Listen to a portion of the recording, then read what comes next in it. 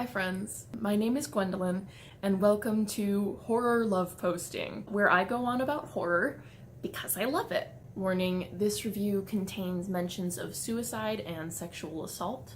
I post the triggers to all the movies I watch and maybe any movies I'll review in the future to doesthedogdie.com and unconsenting media once I'm done watching them, so I will link those below. I first watched Treehouse 2 days after it came out with my partner. I was couch-ridden and not in the best mood, so I figured, worst case scenario, it's kind of like cheesy and silly and we laugh at it together. Or it could be really good and it brightens my spirits because it's horror, and when does good horror not brighten my spirits? To our surprise, it was both.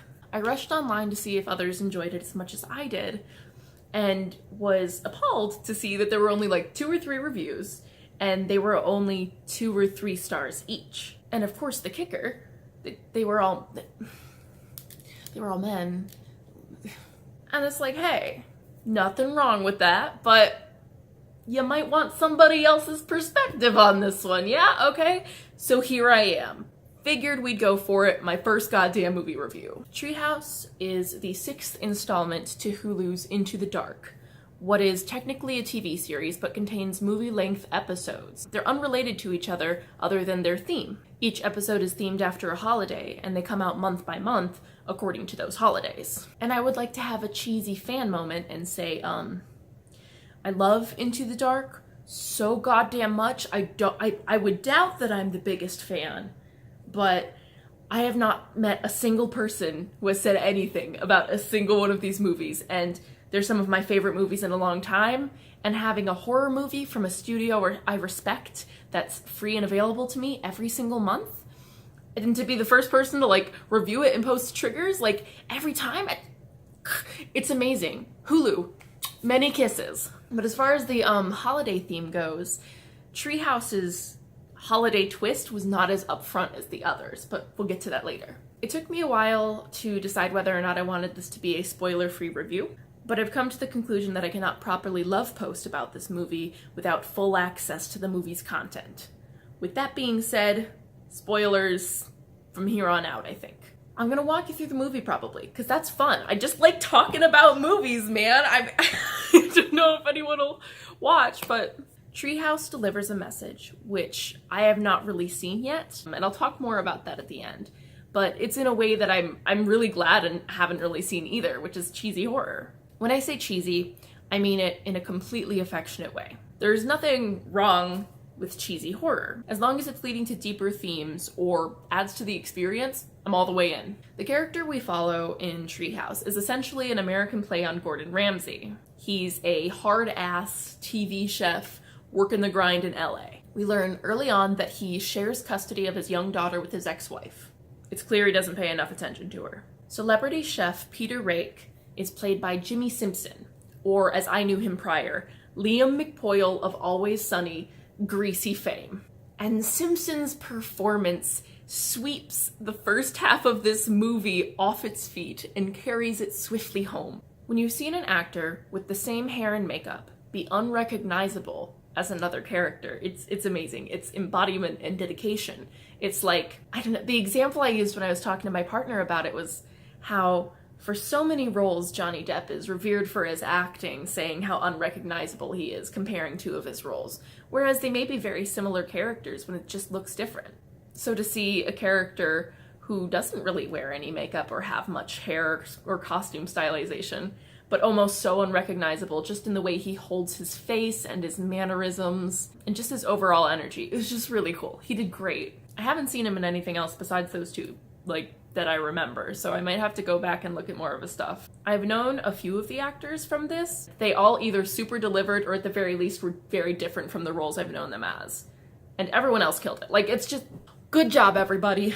And a special shout out to the daughter's brief performance, because that really helped sell the beginning. I believed and felt the father-daughter dynamic, and that can be especially difficult with child actors. Shout out to Kylie Rogers, you killed it. So we watched Chef Rake blow off a weekend with his daughter so he can go reunite with his sister and clean up some affairs with his parents' home and estate. On his way up to his old home, he stops by a tackle shop. He shares a moment with an attractive woman in need of a lighter who happens to be part of a bachelorette party. There's also a moment shared with the owner of the bait shop, an old high school friend, Lonnie. Lonnie is our introduction to that classic cheesy horror vibe. He's got a dead blank stare, we get a spooky sing-song moment. He's our you don't want to go down that road guy. And it's really fun because Peter just has no clue how to respond. He even makes comments on that spooky horror vibe. Like, Lonnie, maybe you shouldn't stare at these women like you want to skin them. And he's just like... So Peter plays it off all suave the way he is and makes his way to the old home where he reunites with his twin sister, Gwen. Side note, if you remember from the beginning of this video, or if you know me, because you probably know me if you're watching this, my name's Gwen. This character's name wasn't established until Lonnie's sing-song moment, which is where he goes like, hey, Gwenny, which like, unintentionally more horrifying than it should have been. I haven't heard my name in a movie in like 5 years or something, so they got me there. They got me. So with the reuniting of the twins, it seemed that they haven't seen each other in quite a while, and maybe there's some like resentment, but there's definitely happiness to see each other as family. Peter greets their childhood housekeeper, who is somehow still alive, and just fucking cold to him, just absolutely frigid. And at this point, we start getting hints that something's not quite right with Peter or his situation. There's a too intimate touch with his assistant. He claims to his sister that the internet is savage to him for absolutely no reason, and a call or two from what we can assume to be lawyers saying they're going to fix the problem and to skip town for the weekend. So that must be why he's not with his daughter and why he's here. Also, while they're catching up, he gets salty for not being invited to his father's funeral, and does not mention why. So he's potentially brushing whatever the problem is under a rug, or at the very least running from it. Gwen gets a call and ends up having to leave the weekend on business. Apparently she is now district attorney. So Peter ends up having to camp out in the big spooky house all alone. Lovely. And the spookiness itself begins when he looks out the window and sees a black goat. Ooh. Peter brushes it aside, copes with humor, and tries to forget. Exploring the empty home, he finds a painting of a woman picnicking with her eyes completely black, which apparently his father painted. Peter brushes it aside, copes with humor, and tries to forget. Repeat this formula with an elk he sees outside, a roach infestation, a spooky call from Lonnie, and the discovery of a mysterious bloody mass in the toilet. So a kind of a rough night for him, but you know, it is fine, it's fine. Brush it aside. Under the rug. Rake's lawyer calls and says the case is basically rinse and repeat. So we're just like building up our evidence on what the fuck's going on with Peter. We then get a sudden late night doorbell and find one of the beautiful members of the bachelorette party out in the cold. She tells him that they've lost all power and could use some help. The pair of them go on a flirty mansion journey looking for flashlights, during which they both joke about the creepiness of it all. So at every point where we've been fulfilling these very cheesy tropes, they've at least had the decency to point them out or comment on them for us, saying that yes, we're aware this is happening. We're in this. There's a moment where he identifies her as a guitar player, like a musician, by her calluses, which is potentially relevant later. So he sends her on her way, and he watches her from the dark windows. I guess that's just supposed to be like, ooh, we don't know everything about Peter. Or maybe it's supposed to be romantic. I don't know. At that point watching the movie, I didn't know. That was a hard one with this movie. I couldn't really tell whose side they were on till the end. So bear with me. As he heads back to bed, we get our final spooky shot of the night. Agnes, our blind housemaid, is sticking her tongue out menacingly in the mirror. Day 2, baby. Peter goes for a brisk morning jog and stops by an old treehouse. We have another cheesy horror moment as he stares at it with a flash of red and white. There's some background whispering, and he discovers a generic tribal mask is now on the door of the treehouse. The beautiful late-night caller from yesterday beckons Peter over, and we meet the bridal shower. The women are fun and friendly, and Peter's kind of awkward, but he invites them over for dinner. They could maybe use some fancier shelter, and he wanted to test out some recipes for a new Peter Rake cookbook. We meet the full party as they arrive. We have the bride, the bride's mom, the pretty white girl, who was the girl from last night, the British girl, the Puerto Rican girl. And these, like, stereotypes are worth mentioning because they play into their races and accents, especially into Peter's subtle misogynistic and racist quips. And here they do make a joke about the bride being black and the mother of her being white, which they don't give, like, an actual explanation for. Of course, we don't need an explanation for that sort of thing, but this is where I started to figure it out. So they all have a lovely dinner, but Peter gets just more drunk and more rude as the night goes on. Would you say, like, belligerent? Just not killing it. Peter questions the girls' wrists, and we end up seeing that they all have matching Celtic tattoos. Another piece to the puzzle. We then cut to them having a chill guitar jam sesh around a fire.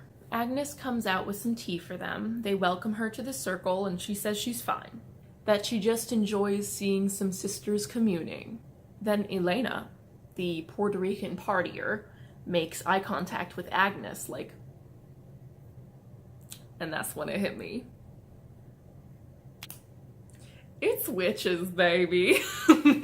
So, for Treehouse being Marches into the Dark episode, they played on St. Patrick's Day by using Celtic folklore and witchcraft rather than making the events occur on that day. It's so cool. I'm very into it. I like the way they did it. And that had me thinking more, like, maybe the reason they're dealing with all of Peter's bullshit is completely on their own agenda, and maybe there's no bridesmaid party in the first place. Maybe it ties into Mr. Rake's secrets. And that's where I started getting pumped. Agnes has a small anecdote about female trauma being something that eats you, and how she's glad more women can stick together nowadays. Very cool. Peter begins to get extremely wobbly, so I figure he's either drugged or cursed, assuming it's hard to accidentally get blackout drunk while cooking gourmet meals. Then again, I'm not Peter Rake, so maybe. Peter stumbles his way up to the bedroom, things start getting a little swooshy, maybe a little spooky, you know. Peter wakes up to a softly playing Celtic folk song in the background. He follows both it and the cries of a peacock into a red-lit room with a woven idol. Like woven idol for worshipping out of twigs and stuff, you know what I mean? I also really appreciate Peter's commentary to all, like, the looming fucked up shit. It's just constantly like, I'll bite and fuck no. As he turns to get the hell out of there, he is chased upstairs by a masked figure, but he falls down, like, paralyzed, to awake once more, chained to a bed, pantsless, with a crossbow aimed at his underwear. The British girl is next to him, dressed all saucily, licking blood off her fingers. The masked figure reveals herself to be the mother. Peter's just repeating, like, what the hell? Playing into that charm of the main character not going along with the horror setup. Like, masks, chains, what is happening? The younger white woman, Kara, reveals her intentions. She says she was Becca's sister. She had discovered her younger sister's body after she committed suicide, which her sister intentionally used Peter's own line of cutlery to do. Peter says, Kara, we were teens. It's not what you think. They look down upon him and confirm the witchy suspicions with some light fire magic. Then the witches start attending to him, shaving him, clipping his nails. He pleads, you know nothing about me, you just saw what was on Google. And as he lays and is forced to watch, the supposed bride and her supposed mother begin to act out a scene between an interviewer and Peter. Come to find out, acting a scene between the dead sister, Becca, and Peter, showing how her landing her dream interview with him led to what very clearly was sexual assault. But they cut it short before it gets too graphic. Marie, the supposed bride, says some incredibly iconic lines. Just because she's a fan of your work doesn't mean you get to touch her.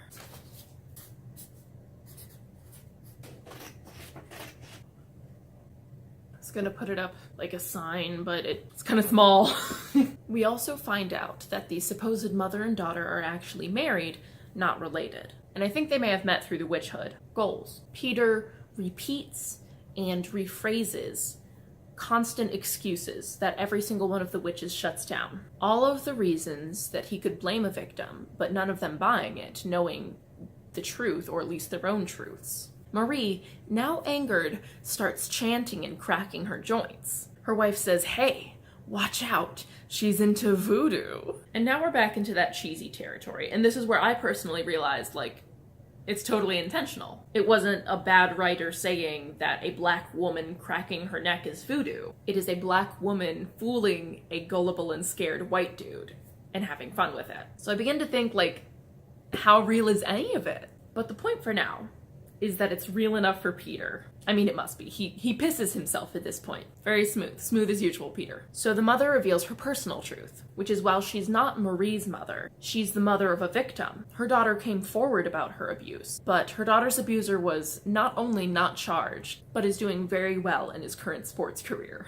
They continue their makeover, as well as sharing their backstories. Peter still manages to make misogynistic and racist remarks to their faces the whole time. Next is Elena, who says how she joined the sisterhood for her Puerto Rican ancestors and family, to fight for the freedoms they were so often denied, but also for the women and the people of color who work under Peter, many of which are believed to have been manipulated and assaulted by him, but all of which who are underpaid, or at the very least compared to the men in his kitchen. Elena calls him out for unlawfully firing Marta Dominguez, single mother of 2, to which Peter replies, "It was a mutual agreement." The British girl, Morgan, asks if it was so mutual, why was there a $20,000 settlement? Then Peter tries to manipulate Morgan into being on his side, probably using the tactics he uses on his goddamn victims. So things get tense as the sisterhood try to make sure that Morgan stays with them. Peter takes advantage of this moment of tension and goes all action movie sicko mode and escapes his shackles. He tries to call for help, but ends up only briefly contacting Lonnie, the creepy gas station dude. At this point, I was so worried that we were supposed to be on his side, like that the story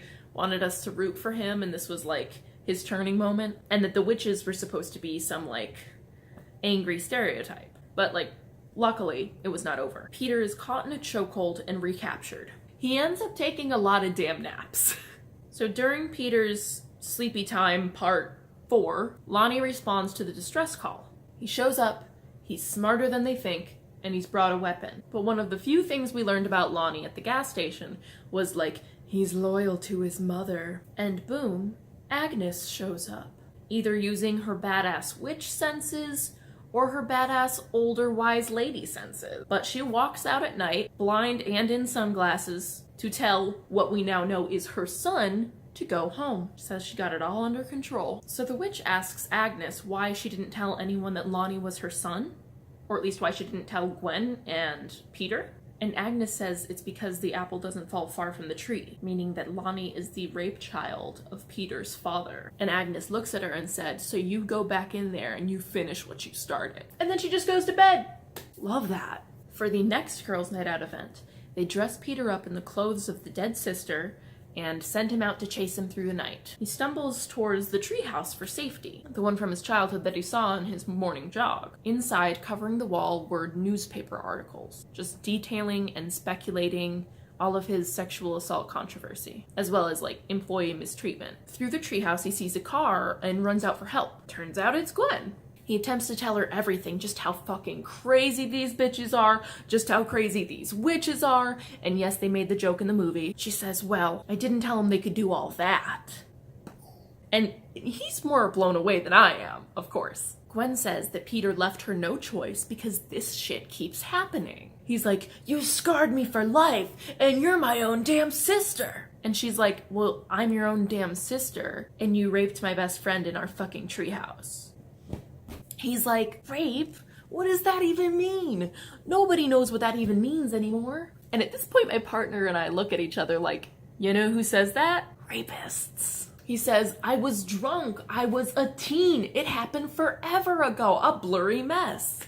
And she says, "To you it did. Not to my best friend. Not to me. You always have an excuse. You always get away with it." And then she just starts listing case after case, like some we didn't even know about. And Gwen says she can't defend him any longer because this is on him. She orchestrated this event, or, you know, they reached out to her to attempt to change him in any way that they could, because there's not much you can do when he's family and a figure of power. So anyway, the witches show up. They shatter the car windows telepathically and drag Gwen away screaming. Peter wakes up again, probably, or we just skip the time. We see Peter nailed down onto the table, like stakes through the hands. And we watch through his probably drugged vision as they perform a hazy ritual on him. Then he wakes up again, master of naps. But not only does he wake up, he wakes up completely unscathed. You know, hands fine, he checks, there's fine. Everything weird in the house is back to normal, and he's completely alone. Then a phone rings. It's one of the witches. She says, nobody will remember these events but him. And if he wants to keep his career and not be seen as insane, he will keep it to himself. She says, if he ever even thinks of hurting someone ever again, they will ruin him when he least expects it. Then the stove behind him bursts into flames for witch emphasis. He says, yes, ma'am, thank you. Peter skedaddles. He's gone. The witches reconvene in the home, coming out of hiding after he leaves. They pack up their supplies, the fake stakes, the charges to bust the car windows, the setup for the fire tricks. The witches commend Gwen for her acting skills and say that give him time, Peter will call, to apologize for his behavior, I assume. And Agnes was in on it. She helped drug him through botany. When she got back together with the girls, there was just so much interest in what they had to say and so much warmth. Any coldness from Agnes was acting or just because it was Peter. One of the witches, Lilith, mentioned that she was just growing into her alchemy, which to me showed that they do practice their own forms of witchcraft, and that they are a real sisterhood, but that they bring their own party tricks to get the job done. The witches then make a toast to another nasty dude down. We see a cut of Peter just sobbing and apologizing to the treehouse. He then drives to his ex-wife's and tells his daughter that he's going to cherish her more. On Peter's way home from his ex-wife, the male woman greets him by name. He asks her, do I know you? She says, you do now, and shows the Celtic sign on her wrist. The last words of the movie put fear back in him. She says, be good. I loved this movie. I think it is one of the very few or only movies I've ever seen with what felt like a positive anti-rape or abuse message. Also maybe the only story I've ever seen where the rapist or abuser gets like a taste of his own medicine, but they never even physically hurt him. Just the whole concept of the witch sisterhood being so linked to the idea of that sisterhood between women and survivors in general. I thought it was fucking beautiful, and I really needed to see it when I did. I wasn't really sure where they were going. It wasn't exactly clear, but it was way better than I expected, and I think they nailed what they were going for. That might be an unpopular opinion, but I'm pretty judgmental about that stuff, and I'm a survivor myself, so this type of representation means a lot to me, and I care a lot about how it's dealt with. And I think making a message like that about how survivors bonding together and then their big stand being just to say, hey, you can't do this anymore. And if they can't be listened to and if they don't have the power to be listened to, just creating that illusion of power. It was just really interesting and really unique. I just felt like there were a lot of hidden gems in there. A lot of it was pretty funny. Loved the acting. I loved the writing. All in all, it's played into the theme of Into the Dark movies for me. Because I think a lot of them have some more basic ideas as a movie, especially when they're working with the idea of a holiday theme. They expand on it in their own ways. And I think that this one was one of the most creative expansions I've seen. And it didn't feel like it was dragged out or rushed at all. It felt like even though it was themed, that they took the time to make like a story, a meaning, and characters that are not the theme themselves. They just fit into it. Or that the theme is simply the inspiration. Whereas with some of the others, like the Christmas and the Halloween for me, it felt like they relied too heavily on the theme. And if anyone's wondering what I've thought of the other ones, my favorite so far has been Thanksgiving, which is called Flesh and Blood. The New Year's one was super creative. That was New Year, New You. And then Down, I think, was the last one I liked, which was Valentine's Day. It was a good thriller. So I think that's it for now. Thank you so much for watching, especially if you made it this far. Let me know if there's anything I can do to improve. Also, if anyone has or wants to make a anti-rape and abuse coven or gang, hit me up. Editing Gwen here. I think I forgot to give it a rating. 4 gay witches out of 5.